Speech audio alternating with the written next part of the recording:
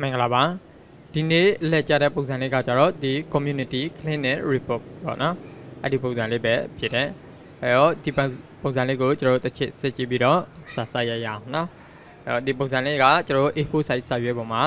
အလျားလိုက်ရေးထားတယ်နော်ပြီးတော့ margin ကကြတော့ narrow margin လောက်ထားတယ်နော်ပြီးတော့ font ကကြတော့ပြည်ထောင်စုပဲကျွန်တော် font size ကကြတော့ပုံမှန်မဟုတ်ဘူးနော်သူကသေးသေးလေးဒီအပေါ်မှာကြတော့7လောက်ဖြစ်မယ်ပြီးတော့ဒီအောက်မှာကြတော့ကျွန်တော်8လောက်9လောက်ပဲရှိမယ်နော် font size အဲ့တော့စပြီးတော့ရိုက်လိုက်အောင်ဒါဆိုတော့ကျွန်တော် Microsoft Word ကိုဖွင့်မယ်ပြီးတော့ဒီမှာကျွန်တော် blank document ကိုယူမယ်နော် blank document မှာစာရွက် site တွေ landscape တွေပြောင်းဖို့အတွက်ကျွန်တော် layout tab ကိုသွားမယ် layout tab ကိုသွားပြီးတော့ဒီမှာ page site နေရာမှာ A4 ကိုသုံးမယ်ပြီးတော့ orientation နေရာမှာကျွန်တော် landscape ကိုယူပေးမယ်ပြီးတော့ဒီ margin ဆိုတဲ့နေရာမှာကျွန်တော်ဒီ narrow margin ကိုသုံးပေးမယ်နော်ပြီးတော့ font size ကိုတစ်ချက်ကြည့်မယ် font size ပြည်ထောင်စု7ဟုတ်ပြီဒါဆိုရင်ကျွန်တော်ဆက်ပြီးတော့ရိုက်လို့ရပြီနော်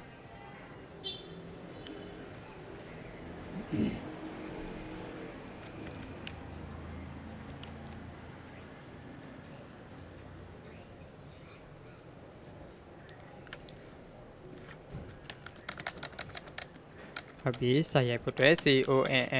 CONMUNIT1 community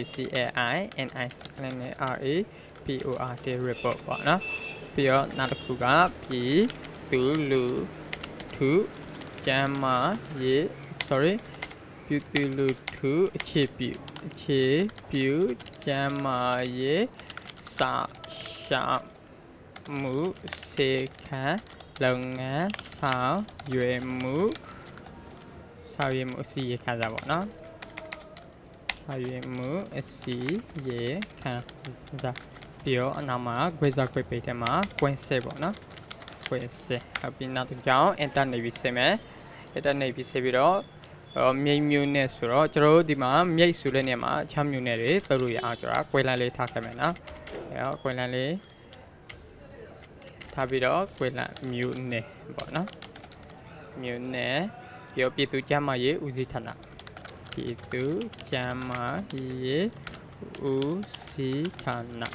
ပြီးတော့ internet ပြီးတော့ဆင်မယ်ဆက်ပြီးတော့ကျွန်တော် table လာပြီနော်အဲတော့ table ထည့်မယ် table ထည့်မယ်ဆိုတော့ကျွန်တော်ဒီ table မှာ column တွေရေးထားတာ column နဲ့12ခုနဲ့ row က10ခုရှိရယ်နော်အဲတော့ကျွန်တော် table ရဲ့ column row အရေးအတွက်တည်ပြီးဆိုရင် table ကိုထည့်မယ်အဲတော့ table ထည့်မယ်ဆိုရင် insert tab ကိုသွားမယ်ပြီးတော့ဒီမှာ table ကိုနှိပ်မယ်နော်အဲတော့ table ကိုနှိပ်ပြီးတော့ဒီ insert table ကိုနှိပ်မယ် insert table ကိုနှိပ်ပြီးတော့ဒီမှာ number of column နေရာမှာကျွန်တော်20ရိုက်ထည့်ပေးမယ်ပြီးတော့ number of row နေရာမှာကျွန်တော်10ခုပေါ့နော်အဲ row က10ခုဖြစ်တဲ့အတွက်10ရိုက်ထည့်ပေးမယ်ပြီးတော့ကျွန်တော် okay ကိုနှိပ်ပေးမယ်ဒါဆိုရင်ကျွန်တော် table လေးရလာပြီအဲတော့ table လေးရလာပြီဆိုရင်ကျွန်တော်စာတွေမရိုက်ထည့်ခင်မှာဘာတွေလုပ်ရမလဲဆိုရင်ဒီ table ရဲ့ set queen တွေကိုအရေးပေါင်းပေးရမယ်ပေါ့နော်အဲတော့ဒီမှာဆိုရင် set queen ဆင်မှာဆိုရင် set queen နှစ်ခွဲကိုပေါင်းထားတယ်နော်အပေါ်နဲ့အောက်အမျိုးပေါ့အဲတော့ကျွန်တော်ဒီမှာဆင်မှာ set queen တွေကိုအရေးပေါင်းမယ်အဲတော့ select ပေးမယ် select ပေးပြီးတော့ table layout tab ကိုသွားမယ်နော်ပြီးတော့ဒီမှာ mask ဆိုတဲ့ group ထဲမှာ master ကိုနှိပ်ပေးမယ်ပြီးတော့နောက်တစ်ခွေလည်းပဲဒီလိုပဲနော်အဲတော့ select ပေးမယ်ပြီးတော့ table layout tab ပြီးတော့ master ပြီးတော့ဒီမှာဆိုရင်ကျွန်တော်ကစိတ်ခန့်လာလူနာပေါင်းနေရမှာဆိုရင် column ကိုဘလောက်ခုပေါင်းထားလဲဆိုရင်1 2 3 4 5 6ခုပေါင်းထားရနော်အဲတော့ကျွန်တော်တို့ဒီမှာအကွက်6ခွက်ကို select ပေးမယ်အလေးရလိုက်အဲတော့1 2 3 4 5တဲ့ကွက်တီပေါ့နော်အဲ့ဒီကွက်တီကို select ပေးမယ် select ပေးပြီးတော့ဒီမှာ master ကိုနှိပ်ပေးမယ်နော်ဒါဆိုရင်ဒီအနောက်မှာလည်းပဲကျွန်တော်တို့6ခွက်တွေပဲနော်အဲတော့6ခွက်စီကိုကျွန်တော်တို့ select လုပ်ပြီးသွားမယ်နော်1 2 3 4 5 6ပြီးတော့ master ကိုနှိပ်မယ်ပြီးတော့နောက်ကိုဆက်ပါမယ်1 2 3 4 sorry 1 2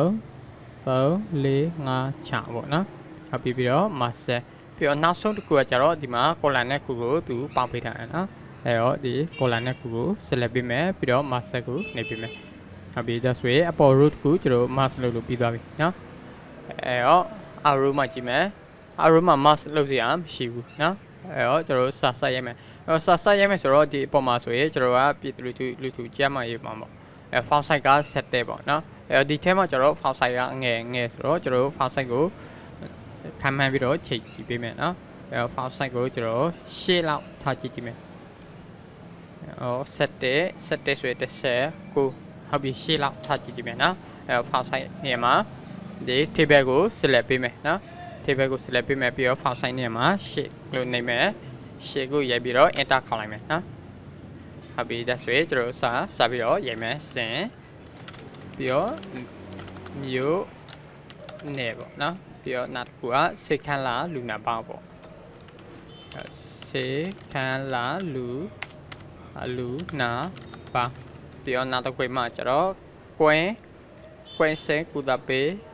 လူနာပေါင်းကွင်းစင်ကူတာပေးလူနာပေါင်းပြီးတော့နောက်တစ်ခုမှလွယ်ပြောင်းလူနာပေါင်းပေါ့နော်လွယ်ပြောင်းလူနာပါပြီးတော့နောက်တစ်ခွဲကျတော့ကျွန်တော်ကျမ်းမာရေးပညာပေးပေါ့နော်အဲတော့ကျမ်းမာရေးပညာ sorry နှစ်ကြောင်းနော်ပြန်အဲတော့ကျမ်းမာရေးပြီးတော့ space bar လေးတစ်ချက်ပုတ်မယ်ပညာပေးဟုတ်ပြီဒါဆိုရင်ကျွန်တော် for root ကိုရိုက်ပြီးပြီးတော့နောက် root ကိုမှထပ်ကြည့်မယ်နောက် root ကိုမှကိုယ်ဆောင်နဲ့မိခဲဟုတ်ပြီဒီမှာဆိုရင်ကျွန်တော်ကိုspace ဟာနဲ့ space မိခဲပြီးတော့နောက်ကိုငါနဲ့sorry ငါနဲ့ space နော်ပြီးတော့နောက်ကိုသက်ကြီးရွယ်သက်ကြီးရွယ်ပြီးတော့နောက်ကိုထိခိုင်ပြီနေနော်အဲတော့ထိခိုင် space ဒန်ရပြီးတော့အခြားပြီးတော့နောက်တစ်ခုကကျတော့စုပါနော်အဲတော့စုပါပေါ့နော်ဟုတ်ပြီဒါပြီးရေဒီဖက်မှာလည်းကြည့်လိုက်ရေကျွန်တော်ကိုဘောဆောင်နဲ့မိခင်ပဲပြီးတော့ငါးနဲ့အောင်ပြီးတော့တက်ကြီးရွယ်ထိခိုက်တဲ့ရကလို့တူရနော်အဲတူရဆိုတော့ဒီ share ဟာကိုကျွန်တော် copy ကူးလိုက်မယ်နော်အဲ copy ကူးမယ်တဲ့ဆက်ွယ် copy ကူးမယ်ဆက်ွယ်အားလုံးကိုကျွန်တော် select ပေးမယ်အဲတော့ cursor လေးချပြီးတော့ select ပေးမယ် select ပေးပြီးတော့ right click ထားမယ်ပြီးတော့ဒီမှာ copy ကိုနေမယ်နော် copy ကိုနေပြီးတော့ဒီမှာပြန်ပြီးတော့လာထားမယ်အကွင်းနေရာမှာကျွန်တော် select ပေးမယ်9ခွဲ6ခွဲပေါ့နော်6ခွဲကို select ပေးမယ်ပြီးတော့ right click ထားမယ်ပြီးတော့ဒီမှာ paste option မှာကျွန်တော် text အုပ်လေးကို key text အုပ်လေးကိုနေပေးမယ်နော်ဒီ A ပုံစံလေးနဲ့ဟုတ်ပြီအဲဒီမှာ font size ကလိုလျောက်set ဖြစ်သွားတယ်နော်အဲပြီးတော့ပြန်ချိန်မယ်ကျွန်တော်အဲဒီမှာလည်းပဲ9ခွဲကို select ပေးမယ်ပြီးတော့ right click ထားမယ်ဒီခွဲဒီမှာ right click ထားပြီးတော့ဒီမှာ paste text အုပ်လေးပေါ့နော်အဲ့ဒါကိုထည့်ပေးမယ်ဟုတ်ပြီပြီးတော့နောက်ဆုံးနှစ်ခွင်းမှာကျွန်တော်ရေးမယ်အကျိန်နဲ့ဥရေးရေးမယ်နော်အကျိန်ပြီးတော့ဥရေးပြီးတော့ table တစ်ခုလုံးကိုကျွန်တော် select ပြပေးမယ်ပြီးတော့ font size နေရာမှာ shape ကိုပြန်ရေးထည့်ပေးမယ်နော်ပြီးတော့ enter ခါမယ်ဒါဆိုရင်အားလုံး table ကစပ်ပြေသွားပြီနော်ပြီးတော့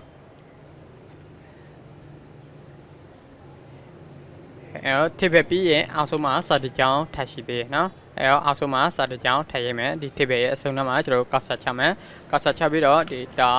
ဟောခန်းလက်မတ်ပေါ့နော်ပြီးတော့ line လေးတကြောင်းတားပေးလိုက်မယ်ဟုတ်ပြီဒါဆိုရင်ကျွန်တော်စပ်ပြေမပြေသေးဘူးနော်အဲတော့ဒီတာဝခန်းလက်မတ်က table နဲ့တအားနိကန်နေနော်နိကန်နေရဆိုရင်ကျွန်တော်ဒီနည်းနည်းလေးခွာပေးမယ်အဲတော့တောင်းဝီရဲ့အရှိမကျွန်တော်ကာဆာလေးချပြီးတော့ enter ကိုနှိပ်ပေးလိုက်မယ်နော်ဟုတ်ပြီ enter ကိုနှိပ်ပြီးတော့ကျွန်တော်အပေါ်ကစာကြောင်းလေးပြပေးမယ်ဒါဆိုရင်ကျွန်တော်အခုစာရိုက်လို့ပြီးသွားပြီနော်စာရိုက်လို့ပြီးသွားပြီဆိုရင်စာကြောင်းလေးကိုပြင်တာဆင်တာတွေလုပ်မယ်အဲတော့အပေါ်ကစာကြောင်းပုတ်ကြောင်းလုံးကကျွန်တော်စစ်တာ alignment ပေးရမယ်နော်သူကစာရွက်ရဲ့အလက်တက်တက်မှာထားတဲ့အတွက်အဲတော့ alignment ပေးမယ်စာကြောင်းအားလုံးကို select ပေးမယ် select ပေးပြီးတော့ကျွန်တော် paragraph ထည့်ဝင်မယ်ပြီးတော့ set alignment ကိုနှိပ်ပေးမယ်နော်